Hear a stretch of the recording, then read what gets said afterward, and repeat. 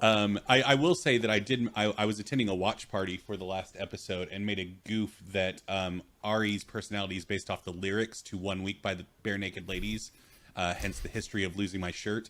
And I think I might run with that for a while. So that might become a thing where I just start to pull lyrics, start acting out the lyrics of Bare Naked Lady songs. Yeah.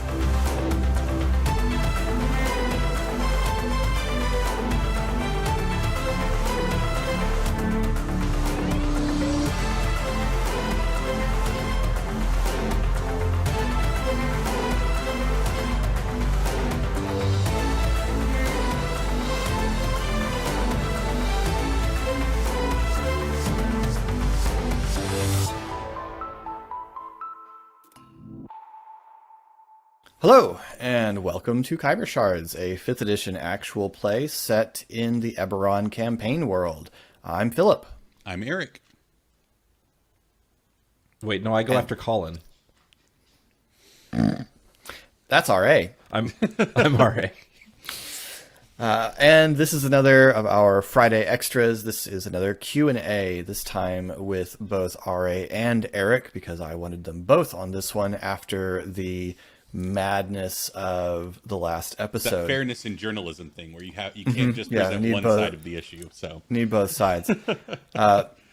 Now we will talk a little bit about what happened in the last episode, but I won't just talk too much about it because it is, as you can probably imagine, a big bit of Monday's episode is the aftermath as well, and so I don't want to deal with that. But we can talk about it a little bit from a player perspective. I am very glad that we're recording this after we recorded that episode, though, because I feel like if we were recording this before, that's true. We might have overshared. Yeah, that's fair. Yeah, that was probably raw.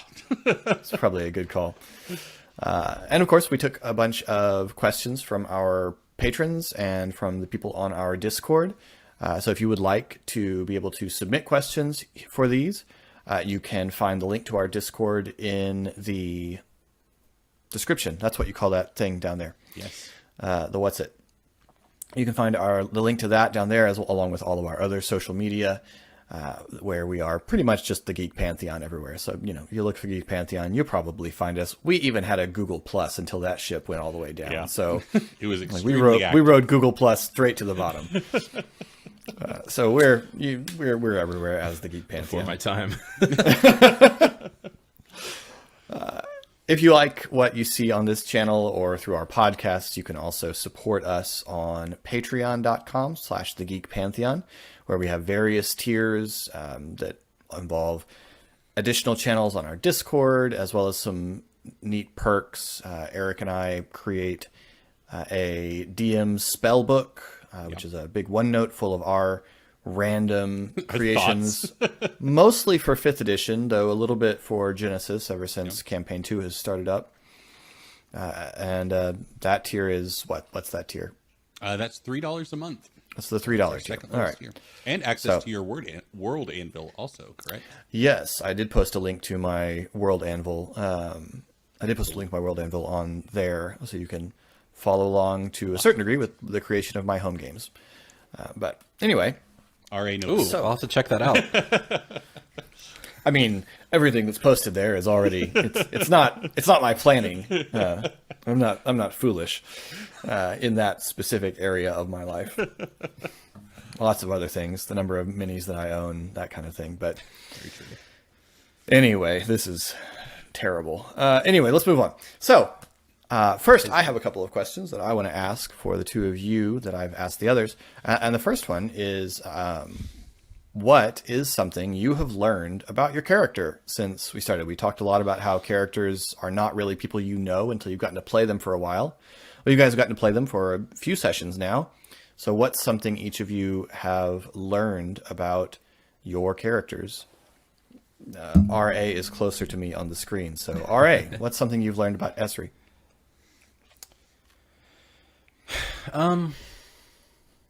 He's a little bit more a man of action than I expected.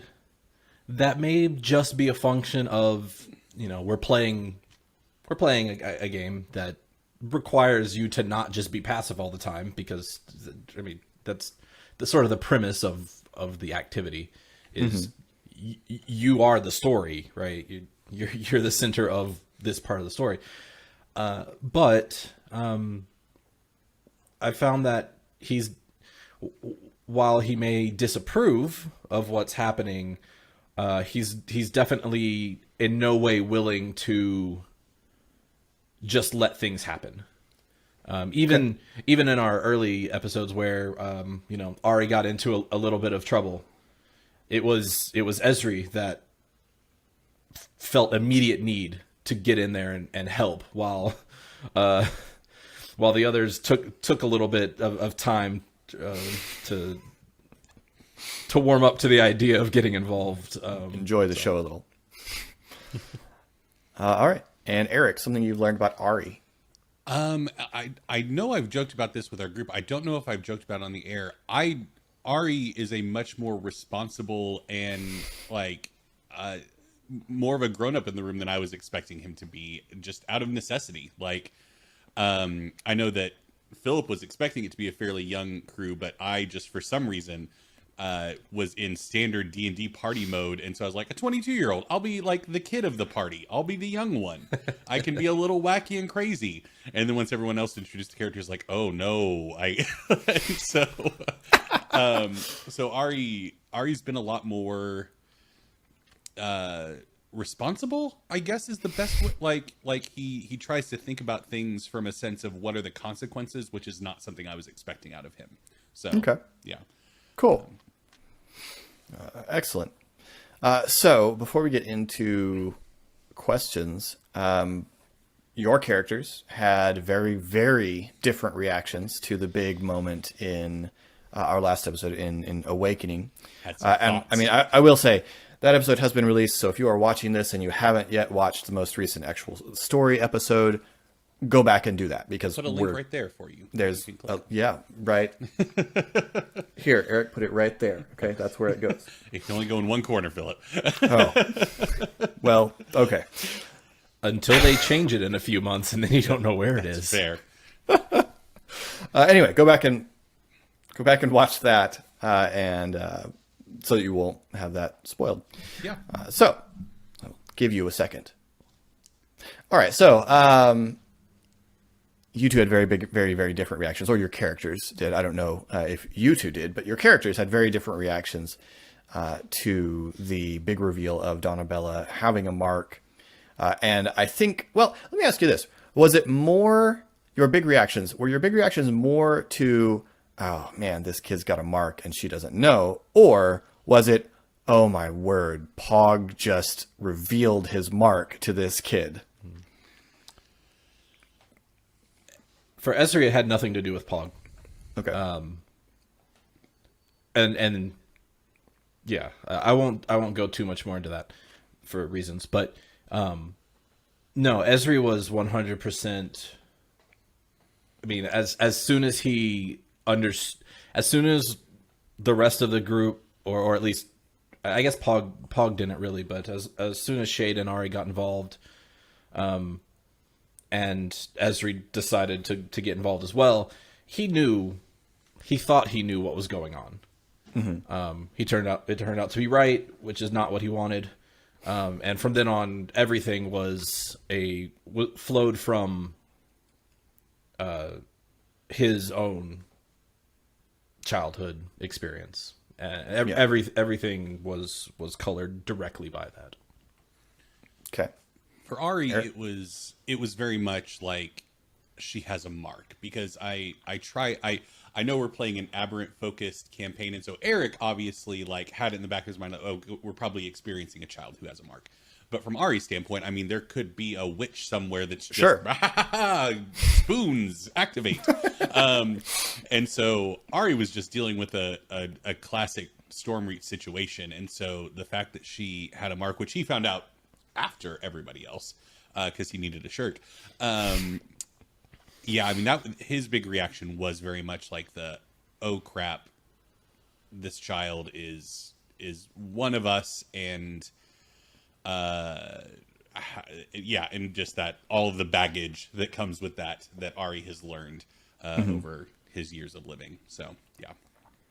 So if it had been a mark that wasn't obviously aberrant to Esri, he would have dropped her off inside the house and walked away. Yeah. Yeah. He would not have had worry about her, but it was. So I'm curious, again, as players more than as characters. Sorry, it's just it once again speaks to the divide between our characters, because Ari would be so much more worried if she had a true mark. Like, he would be filled with so much more. Oh, they're going to ship her off, and they're going to and so it's just once again just our dichotomous worldviews is hysterical to me, because we did not plan it either. That's what's wonderful about this. Mm-hmm. So I'm curious about that, because in the scene, just from a player perspective, in the scene, Esri was obviously much more worried about leaving the house, about leaving the girl with her parent, whereas Ari, as soon as the insistence on getting out of the house was very clear, Ari was quickly complying. However, it's been made clear, although we haven't had quite as much occasion in the show to explore it, it's been made clear that Ari feels much more militantly opposed to the houses than Esri. And so I'm curious, how are you guys enjoying this discovery of your very sort of complementary to a degree viewpoints on this, that we're sort of getting I don't know, I was going to say a Magneto Professor X thing going on, but I don't know which of you would be which, because it sort of depends on the topic. Yeah, it's situational. Well, and I don't know either. I know what 8 episodes, I guess, is where we've gotten to recording wise worth of Esri, so yeah.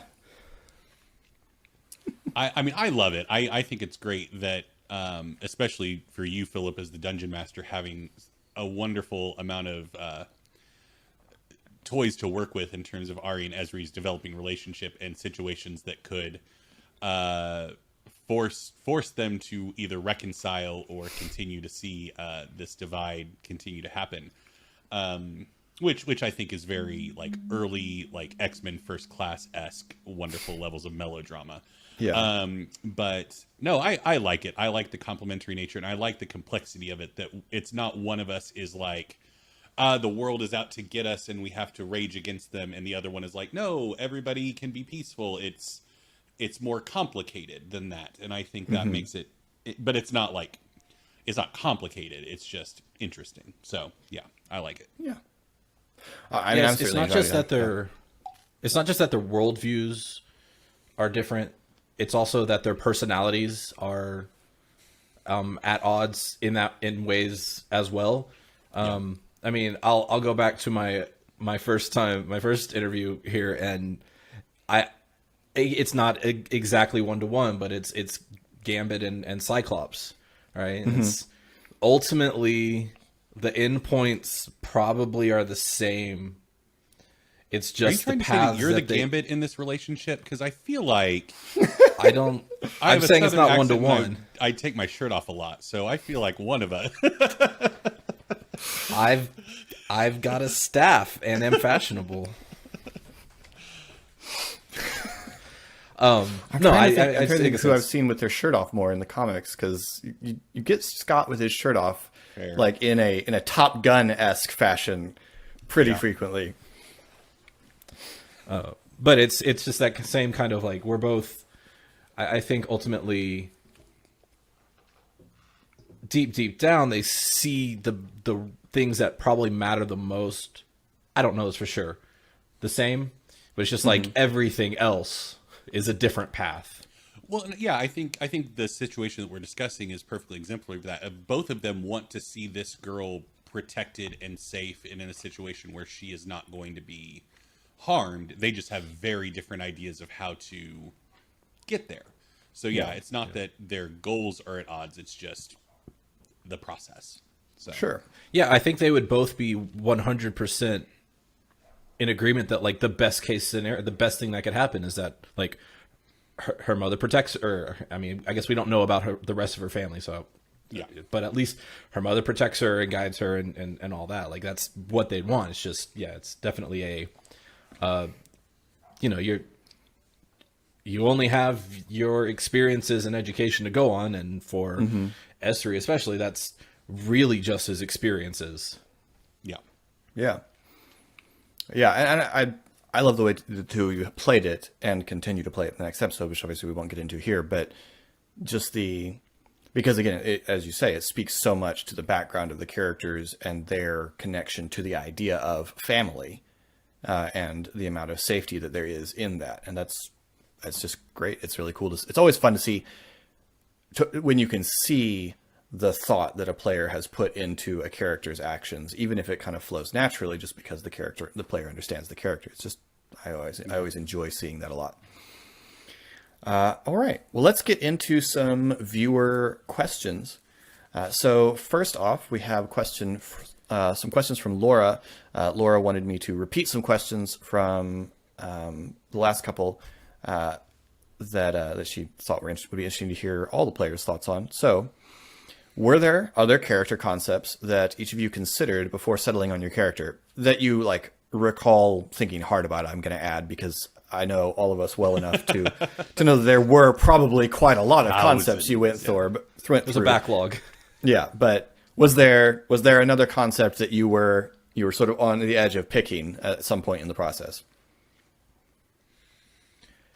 Not really. I talked about this before. I had this idea that I thought Casey might do, but I kind of fell in love with it and just waited till she said no, and then was like, okay. Because she had said yes, then I would have started thinking of something. But I kind of fell in love with this idea. Nice. For me, the answer is also largely no, because, and I didn't really talk about it much in our one-on-one Ari intro, but I knew I wanted to make a character that was well-traveled and knowledgeable about the world, because I knew I, as the player, knew the most about Eberron. So I didn't want there to be this. I wanted to give my character the opportunity to know some of the things that I knew, and be one of the more knowledgeable people in the party. And so that's kind of where the Korvar idea came from. And so I locked in on that really quickly. And then I also decided that I wanted to have a high charisma score, and that continued me down the warlock path. So Ari formed very much over the course of a process. I didn't sit down with a bunch of concepts and pick one. So yeah. I have a question that I want to add to that, because I recognize bits of it, but not all of it. And obviously there's so much Eberron material out there that it's very easy for me to have overlooked something. How much of the things that you have said are Korvar things are things you've pulled from specific Eberron sources, and how much are things that you are creating? Because I know in Eberron Renewed with Eris, a good bit of what I talk about with Dargul culture is stuff I've pulled from books, but there's also quite a lot of it where I have extrapolated things. Yeah. So the base of unity dinners and this sense of a cultural identity over a national identity being important to Korvar is straight from the Hat himself. I don't know if it's in any published books, but from Manifest Zone, his podcast, I heard him talk about. Most of Ari's cultural experience is actually influenced heavily by Romani culture, and that's where I'm pulling that makes sense. And trying to kind of inject that into Eberron through a subsect of Korvar culture. So that's where most of that's coming from. So cool. All right. Then the follow-up question that Laura has been asking is, are your characters knowingly inspired by any character, fictional or historical? No. Like I said, Ari was very much a product of a process of what I wanted to do in the game. And so while his mannerisms and things may begin to develop to reflect certain individuals with Southern accents and a lack of shirts, that was not intentional from the outset. So initially, no. He's not based. The concept wasn't based on anything. existing that I was aware of. But as often happens, the more I ideated, like the more I had conversations with him in my head, I realized I was channeling a particular fictional character. I'm not gonna say who. I can understand why. Yeah. Well, you know what? Oh, I'll jump off a cliff here. I'm not going to say it. I will give away a source book on D&D Beyond. Whoa. To someone who can figure it out, but you don't get infinite guesses. Okay. So All right, like 5 guesses. 5 guesses. Oh, you're being very Five guesses per. Yeah. It's not. Yeah. Yeah. So it is a fictional character. It is a fictional character. Okay.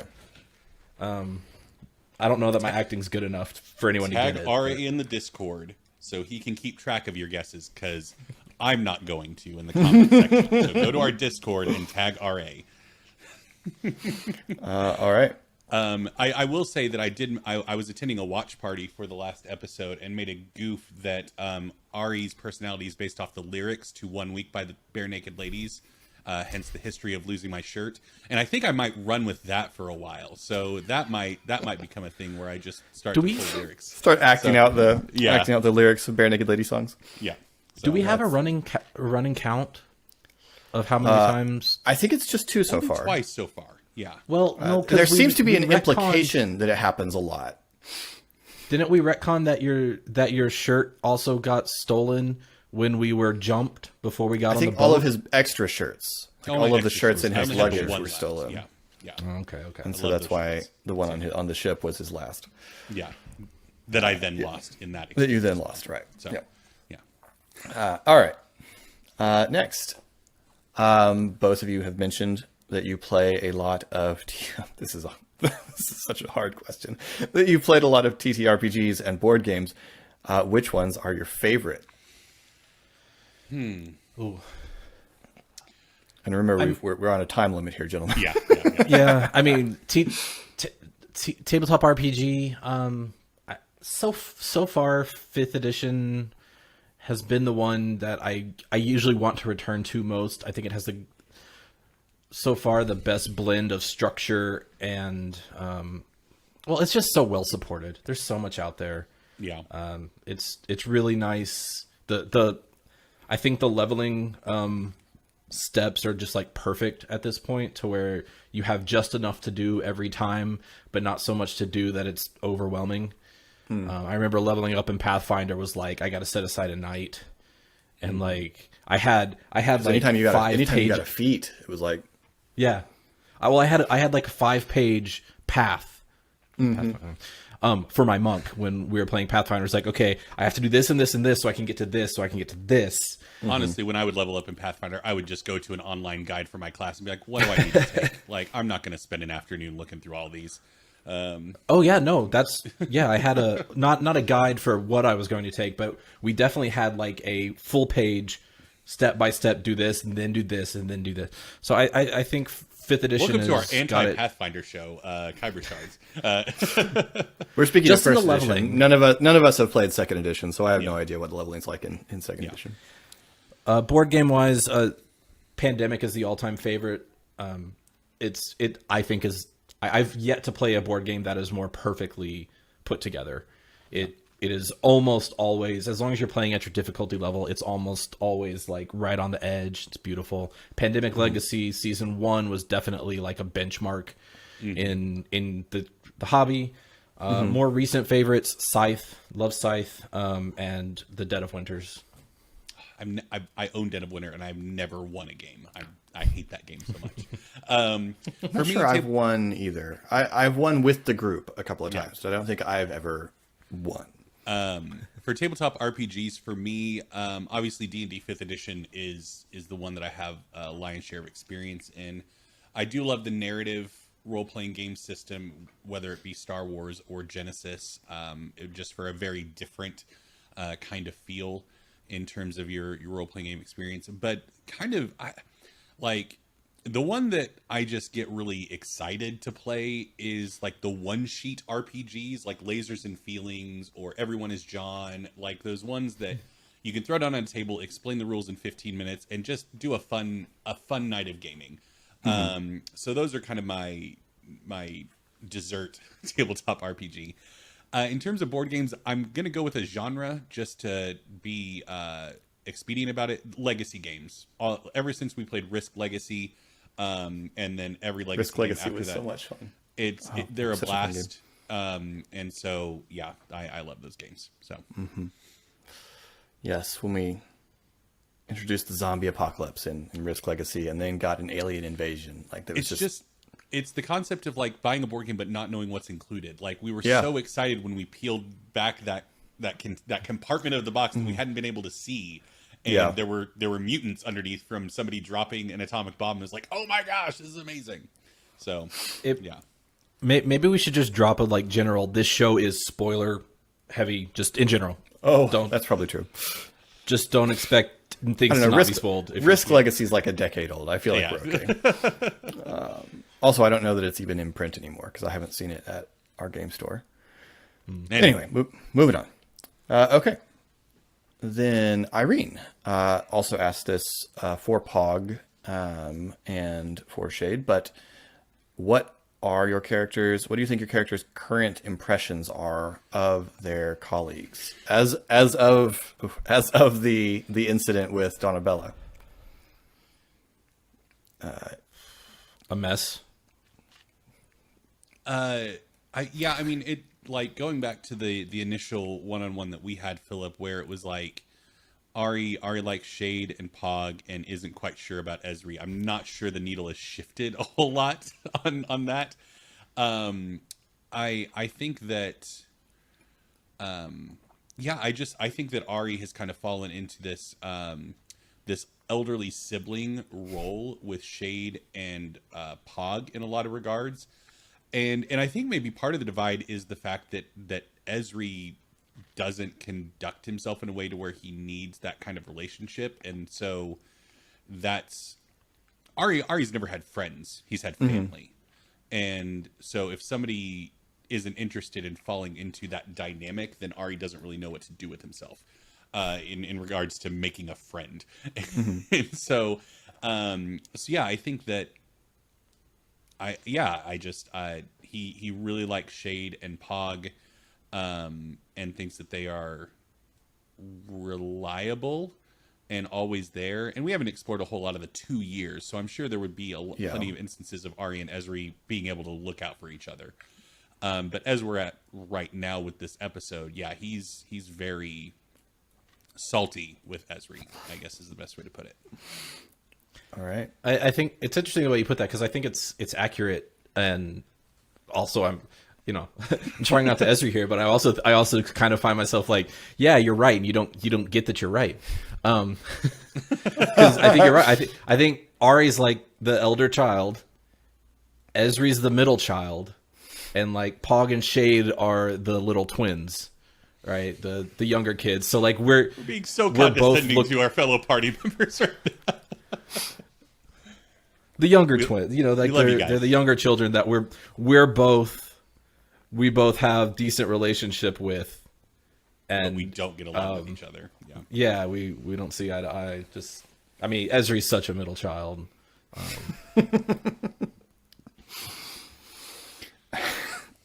I resemble that remark.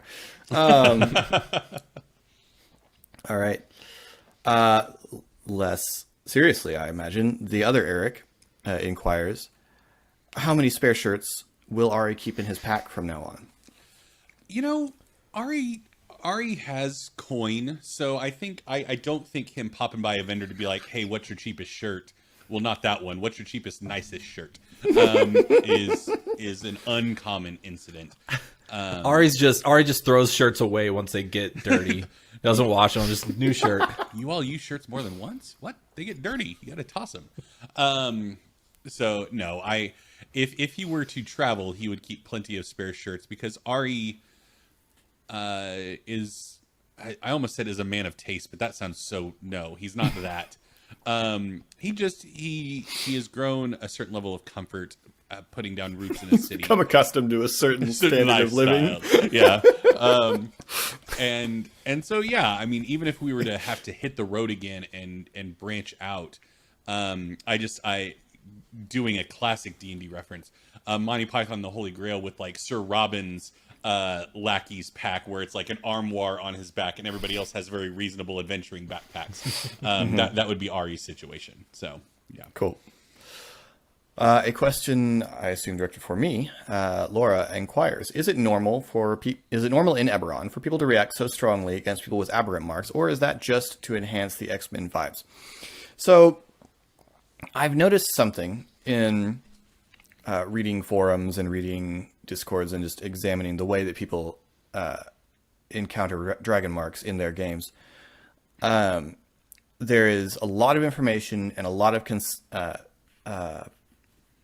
consistency among DMs on what dragon marks are like. Although a lot of disagreement on which dragon marked houses are decent people and which are evil. Merrick Stakhanith is a particularly divisive character. But there is no consistency on how aberrant marks are. And I think that's probably part of Keith Baker's thought process with them. master plan. Yeah. It's all, he's dividing us to conquer. I have based my interpretation of aberrant marks on reading all the aberrant mark stuff in the source books, and as well as rereading before this started, just as this was starting, the novel Son of Khyber, which deals heavily with aberrant dragon marks, and is by Keith Baker. And the impression I have gotten, the thing I have gotten, and maybe one day I'll get Keith Baker to tell me if I'm wrong, the impression I've gotten, and so my interpretation, and so what is true in this game, is aberrant dragon marks are not illegal anywhere. There's nowhere that you can be just arrested because you have an aberrant dragon mark. That's not a thing. However, the stories of the War of the Mark, 1,000 so years ago, 1,000? I don't remember. A long time ago. The stories of the War of the Mark, when you had aberrant marked individuals with catastrophic powers that could bring down massive diseases and earthquakes that could destroy cities like Sharn. These massively powerful, to use the comic book phrase, Omega level aberrant marks have been made so much of by the dragon marked houses and so heavily propagandized by the dragon marked houses that, yeah, I think the vast majority of people in Eberron are afraid of someone with aberrant mark. Not necessarily, oh my gosh, you have an aberrant mark, I must kill you. But, oh my gosh, you have an aberrant mark, are you going to kill me? Yeah.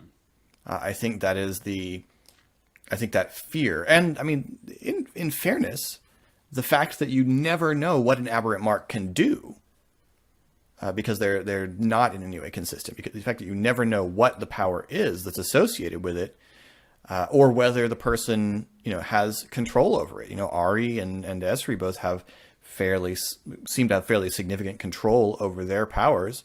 But Shades is reactive. It's instinctual. She doesn't always mean, like sometimes she wants to, but she doesn't always mean for her power to activate.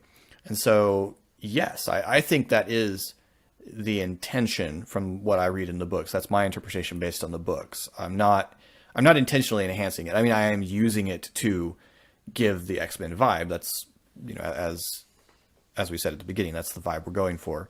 So I'm playing up that part of the world, because that's the vibe we're going for. But I don't think that I'm exaggerating what's present in the source material. And I will say they're talking about the control aspect, and I don't know how to provide this in the fiction, so I don't mind saying it here. There is a part of Ari that is deeply concerned that he doesn't have as much control as he thinks he does, and he is just influencing people, like that he's not as charming as he thinks, and he is manipulating people with his mark, and that makes him feel terrified. But another thing that I really like that Baker said, because obviously a lot of people are like, but if an aberrant mark can cast Fireball and a wizard can cast Fireball, what's the big deal?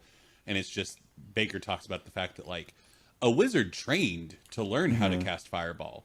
The 6-year-old didn't. And so like so there's that untrained element of like it's a wild canon essentially. What percentage of the population in this world has a mark of any sort? Very small. I don't think there's an actual statistic anywhere, but I would say it's definitely single digit. Probably under 5% is what would be my guess. So I mean, this is something that, aberrant or not, you could spend most of your life without being around. Yeah, you probably couldn't spend most of your life without encountering the houses, but without actually encountering a marked individual, totally. Especially if you're not in an urban center where there's probably an enclave or something like that. If you're despite the fact that it's kind of undergoing a magical industrial revolution, most people in Eberron are probably still farmers. So if you're out on a village, if you're outside of a big urban center, then yeah, there'd be no particular reason for you to encounter an individual with particular marks. So there is definitely a mystique to it. And I mean, another thing that's in all the stories about marks and that we haven't really played with because it's early, is the fact that, at least as far as people understand them, unlike true dragon marks, aberrant marks tend to take a toll on the person who has one. Now, whether that's the house's interpretation or whether that's the fact is a question, but the tendency is the belief is that aberrant marks tend to lead to either horrible deformity or madness. And so there is if you're not a monster now, I feel like there's information here I wasn't presented with to start with. I mean, you did decide to have your mark focus on decay, so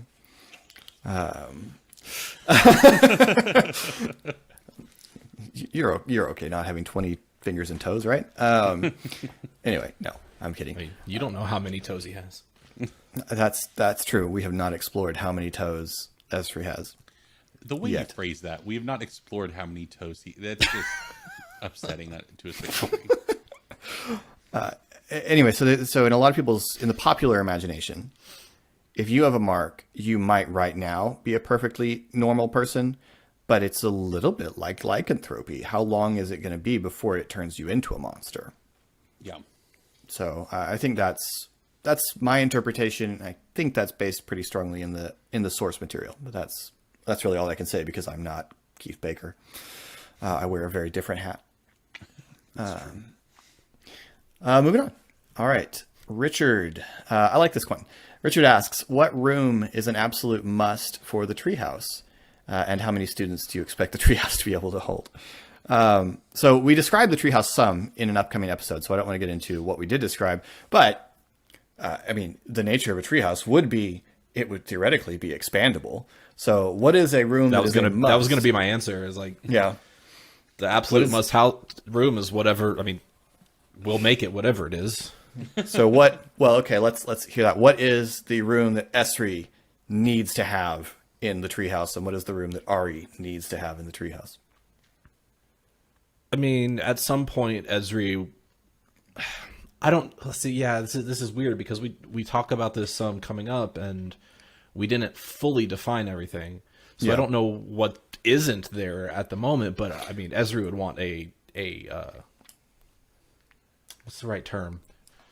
I don't know what the term would be in a treehouse, a greenhouse, but sure, it's a tree. So somewhere to grow things on purpose. For Ari, it would absolutely be like a large walk-in closet. Yeah, a large yeah, exactly. And a shirt shredder. Yeah, got to dispose of them somehow. He just burns them. No, a large communal space where people could gather and spend time, because like where Ari currently lives, he can't do things like host Unity dinners. He has to rely on other spaces to participate in that custom, and that being such an important part of his culture to him, he would definitely want to have a large space where he could have a great room. Yes. have 20 to 30 people over to have a nice big potluck. So yeah, Awesome. without informing his roommates. Yeah, that yeah, they're coming. of course. I didn't say all were invited. And how many students do you expect to be able to support? Right now, as defined, not very many. Very few. But 0 students at the moment. Ari is teaching Shade how to read, so one student. that's fair. I am really curious. Like, I don't want you to answer it right now, but I just want to express one thing. I'm very curious to see is both. The idea came up in the conversation surrounding Donabella that we need to train her, and so I am curious to see whether that idea develops and how that kind of responsibility plays with Esri and Ari, the two most responsible members of the party so far. Somehow, Although I mean, to stand up for your companions, the two that you have not labeled as the most responsibility are the two that have actual steady work. that's fair. Yeah, they do have jobs. You're a drug dealer, Esri. Calm down. That's on the side. Well, I mean, I guess it's always basically drugs, but Yeah, I mean, you are a druggist. You are a drug dealer, and I am what could be most generously called a manipulator of the market. Fixer. You're a fixer. Yes. Yeah, I'm really looking forward to seeing that whether that concept develops and whether that's where this goes, because it's not. I mean, I haven't. in pharmaceuticals. There you go. Because I haven't set this up to manipulate you all into forming the Xavier Institute. One of us is going to have to go lead the Brotherhood. So Right. Yeah. So interesting. We need to okay. find Xavier is what we need to do. That's very true. All right, and then need a grown up desperately. a quick set of rapid fire from Laura. One, how many cats are in the treehouse? I think 0. I don't 0 think right Zero now, at the as far as moment. we know. Yep. Who knows how long that will last? Are Esri and Ari frenemies now? Well, it's certainly not a bromance, but I'll answer this semi-seriously.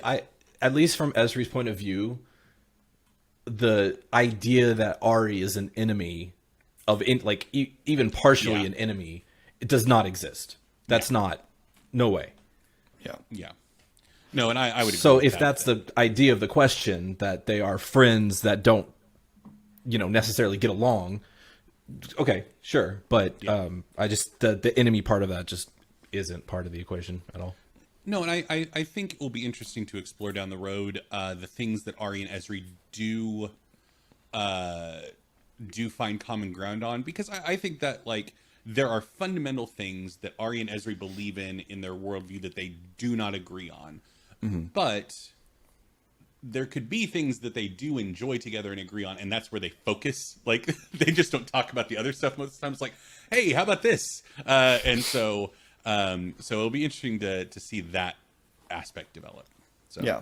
And we have seen already things they disagree about that didn't cause real conflict, right? It's just this last episode was something so particularly... How to treat Pog with common decency is something that they clearly don't agree on based on an earlier episode interaction. Yeah, I agree. Whether or not to just start shooting at other people's problems. Yep. Why doesn't Ari But, I mean, they just get went out to tips? dinner after that, so Yeah, I mean that's true. You guys had very different opinions on what you should have done in that moment, but still, at the end of the day, you just went out to dinner. Why doesn't Ari get tips? I mean, obviously he's just not very good. Come on. No, Ari, presumably this question would have come up in fiction also at some point with one of his companions, and Ari just would have simply said that it's not common in core of our culture to tip, and so a lot of times when people see a core of our performing, they don't tip because they don't think that that's customary, which Ari is very flummoxed and frustrated by, because that's like a stereotype that isn't necessarily founded in reality about his culture, but that's kind of what's perpetuated over time. And so, yeah, it's like, I would love to get tips, but nobody does it. And it's Mm-hmm. because of they think that my people don't tip. Sure. When actually just a lot of us are very poor. That's what we'll go with. Real story. Well, wait, so to clarify, you're saying people think that your people don't tip? And Or that therefore your they people tip don't you. like... Tipping's not a part of our culture.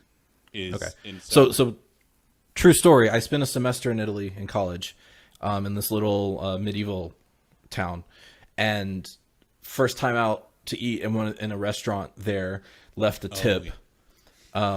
Just natural. Didn't think. Dude, the owner. I assume he's the owner. He's the guy that was always there. Literally ran out after us as we were leaving to give us our extra money back. Like, not a thing. Like, actually offensive there. Like, you learn that pretty quick. So yeah, I can imagine if if someone got that impression from those people at some point, it's like, oh, don't No, I've want gone to make out that mistake dining. again. Gamer Nation Con, the con that Philip and I go to for D20 Radio, has a lot of international visitors, and I've gone out to dinner with people who are but I'm paying for my food, and the restaurant pays for the labor, like, and I'm just like, well, not here. You pay for both, so. All right. When you talked about the push mechanic, RA mentioned a character he pushed to death. What happened?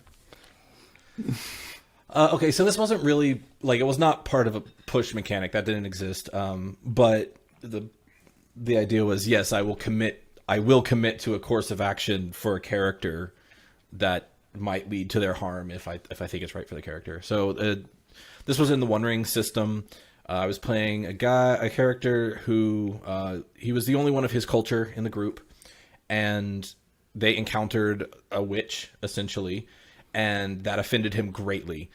His culture, I played it as they were fairly superstitious, but also just sort of like in like the sort of earthwise way, to where mostly there's a lot of superstition, but there's like the base truth that they've experienced. And so like the witch in his area was just deeply offensive to him, and he felt honor bound to go deal with it. And he didn't want to get his companions involved in that because it wasn't their fight in his mind. He was very sneaky. He was good at stealth. He snuck away in the middle of the night to go find her, and the dice went against me. He got tricked. He got tricked into falling into a swamp, and then got tangled up. And one of the things about that system is once you take a certain amount of damage, endurance loss in that system, then the rolls get doubly hard to succeed at. Well, I'm sure the math is actually worse, but it's very much harder to succeed at. And so it was just I just kept not being able to roll, and he drowned. Yep. And it was a very stupid thing to do metagaming wise. Obviously, you don't go after things on your own in these games. But it was just very much what he would have felt honor bound to have to do, and the dice went against me. And as I said in that moment, I feel like there are much more creative things I could have done with that moment than let him die. But here we are. All right. And lastly, He had a ton of money on him. oh, he Because we did. Yeah, he had gotten so paid much stuff. really He had well, so much and stuff. he had no use for money. He just had it on him. Well, that's why you drowned. That stuff weighs. Like, Yeah. I'm sorry, Eric, I don't have it on my list. Who is this last Richard. question from Richard? All right, another question from Richard. Just how deep is Ari's jealousy of Esri, and is it only limited to his looks and fashion sense, or does it also extend to his powers? Oh, so we're still talking about drowning. Got it. yeah. No, I'm sure there are aspects of Esri's lifestyle and what Esri is capable of doing that Ari, I don't know if would say jealous, but maybe a bit envious of. Certainly not his looks and fashion sense. He smells like a day-old set of laundry that you forgot to put in the dryer. But But yeah, no. I'm sure there's aspects that we'll explore. So. And then on a serious note, Ari I'll seemed... answer that yeah, go. actually, if it's all right from Esri's point of view too, because I Please think do. it's similar. I mean, there's definitely things. It comes up, so I won't mention it exactly, but there's absolutely things about Ari that Esri is jealous of. So I wanted to say this earlier. Esri, there's this another interesting difference between them, in that they have precisely like opposite skills that it would be really good for someone to have both of, and they don't. And maybe correct me if I'm wrong, because I haven't seen your character sheet, so I might be wrong. But Esri understands people. He knows how to read people. He sees and observes. He has no idea what to do with people. Nothing. Like, it's his charisma is just non-existent. I mean, not non-existent, but Sure. yeah, he doesn't know how to convince people of anything. Ari, of course, knows how to talk to people. -1 wisdom modifier. No So idea how yeah, to it was just like this. Just he's gonna go for the gusto every time he talks to somebody, regardless of what they think. So yeah, So you just need to work together with that telepathic link yeah. to that we be have. a unit in conversation. Just like in just like like we real did people. with the Donabella situation. right. Just like real people. Like, there's so many Yeah. instances where it's just like, well, if you would just work together, things would go all right. But that's not. That's Right. hard. Yes. And then we kind of talked about this a little bit. On a serious note, Ari seems to be assuming a leadership role, especially regarding conversations, and getting the team involved in combat situations they seem otherwise to wish to avoid. What are Ari and Esri's thoughts about this at this stage? So we talked about Eric being surprised that Ari is a bit of a leader in the group. What is Ari's feeling about that? I think that probably it would have become evident over the course of their travels that this was something that was necessary. Because I think when they were in the Blackwood Company, it wouldn't have been apparent because we had Right. leadership. Like, Yeah. but I think there probably would have been this point where Ari was just like, oh crap, like, we need to get stuff done, and Ari is competent in that, given his background with his culture. In terms of, yeah, I think it also, in terms of the combat situations that Richard mentioned, like, you don't let somebody just get harmed for your own benefit, kind of thing, is something that's deeply ingrained into Ari, once again, from his cultural background. And so, yeah, I mean, if he sees a girl getting chased by forks in the street, he's gonna shoot the forks. Like, that's not even a thought to Ari. And he's going to encourage Shade, who he knows can blast like a massive force, to go try to do the thing. And it's hugely irresponsible, which I think is Ari's youth coming into play. That, like, yeah, he didn't think about the fact, well, what if the forks come straight at Shade and cut her up? Like, it was just, that girl's in danger, go protect her, go do the thing. And so yeah, I think there is a large amount of irresponsibility that goes unchecked a lot of the times, because there's no adults in the room to go, hey, you stop it.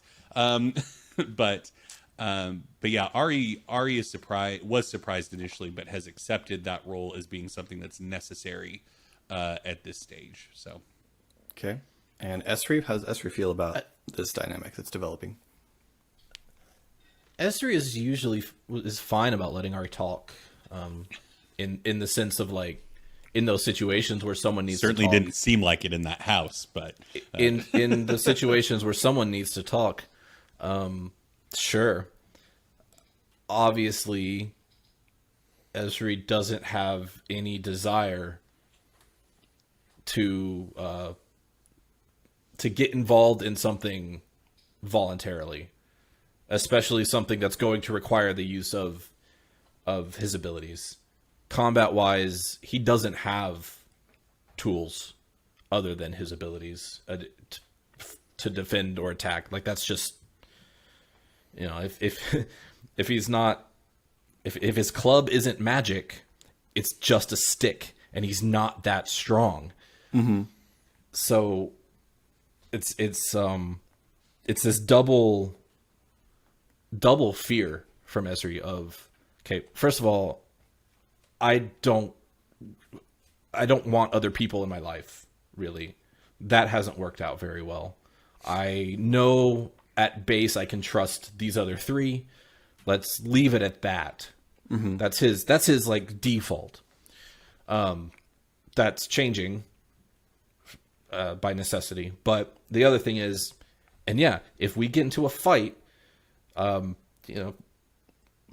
and Shade can hit things with their hands and feet and be useful, and Ari can do things in a way that's not so obvious.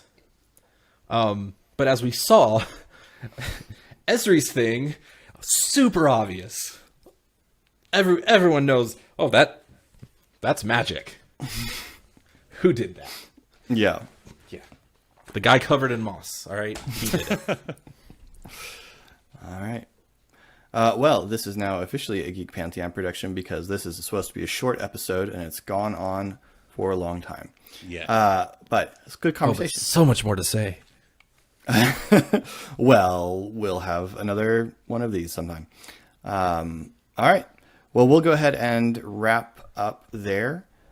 You can find, as I mentioned before, you can find links to all of our socials and to our Discord in the description down below. We hope you have enjoyed this. We hope you're enjoying these little extra episodes. If you have thoughts and comments about what you've liked and what you haven't about Khyber Shards, put them in the comments down below. We're happy to get some useful feedback and ideally constructive feedback that we can use to keep making this a fun show. And if you happen to want to do the guessing character thing, don't do it in the YouTube comments. Even though, Discord, go ahead and do it in the YouTube comments, but then go to the Discord and do it there so I can keep track of it. Do both. Yes. And speaking of giveaways, we are on the path to 2,000 subscribers, and when we hit that point, we will buy you a D&D book. So yeah, subscribe down below if you aren't already subscribed. Most of you are not. I can see you. So yeah, just go down, subscribe, like the video, and you might get a free D&D book. And by the time we hit that goal, maybe Candlekeep Mysteries will be out, and you can get that one for free. So yeah, just go do it. In all seriousness, everyone, we really appreciate you watching. We really appreciate all the comments that we have gotten and the nice feedback that we've gotten from so many people. We all feel silly with the like and subscribe shilling. We must feed the algorithm. The algorithm must eat. I lean into it. Yes, and you do so well because you're much more extroverted than I am. But we do really appreciate it when you can do that and help us feed the algorithm. Which RA, we were discussing in a comment stream what the domains of the algorithm would be as a D&D god, but it occurred to me we were having the wrong conversation. It's not a god; it's a warlock patron. Yeah, that's true. With which we have sworn with which we have made a pact at great cost and with the potential for great power. Anyway, so thank you all so much. Everyone thinks it's chaotic, but it's actually lawful.